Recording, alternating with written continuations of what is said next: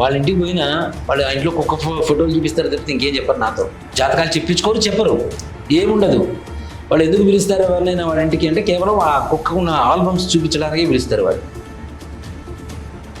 ఇప్పుడు తల్లిదండ్రులకైనా బాధ ఉండాలిగా, అరే మా అమ్మాయికి పెళ్లి కాలేదే, చనిపోయినప్పటి నుంచి అమ్మాయి డిప్రెస్ అయిపోయిందని ఒక బాధ ఉండాలిగా.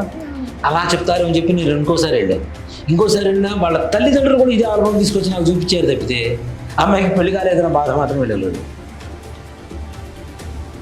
నాకు ఫోన్ చేసి అడిగింది మాత్రం ఇదే సమస్య, మా అమ్మాయికి పెళ్లి కావటం లేదు, మీరు ఒకసారి వచ్చి మాట్లాడండి. ఇంటికి పోతే ఇవే ఉండవు, ఆల్బమ్ చూపిస్తారు అంతే, కాఫీ ఇస్తారు, డబ్బులు ఇస్తారు, తీసుకొని రావడం అని. నేను దేనికి పోతున్నానంటే సునక పురాణం వినడానికి వింటున్నాను, డబ్బులు తీసుకుంటున్నాను, వస్తాను. అంటే ఒక మనిషికి ఒక జంతువు కూడా ఎక్కడ అవినాభావ సంబంధం ఏర్పడుతుంది అంటే పూర్వజన్మ రుణానుబంధంతో మాత్రమే ఉంది. దాంట్లో ఏమాత్రం కూడా అనుమానం లేదు. 14 సంవత్సరాలు బ్రతుకుందని తెలిసి కూడా దాని మీద ఎందుకు ప్రేమించుకోవాలి? అవునా?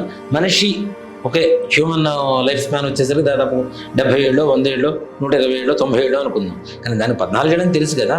14 ఏళ్ళు కూడా దానికి గ్యారంటీ లేదు. సంపూర్ణమైన ఆయుర్దాయం 14 ఏళ్ళు దానికి మధ్యలో ఏదైనా రోగం తొందరగా పోతుంది కూడా మళ్ళీ మధ్యలో. ఇలాంటివి తెలిసి కూడా దాని మీద ఎందుకు అంత ప్రేమ ఉంచుకోవాలి?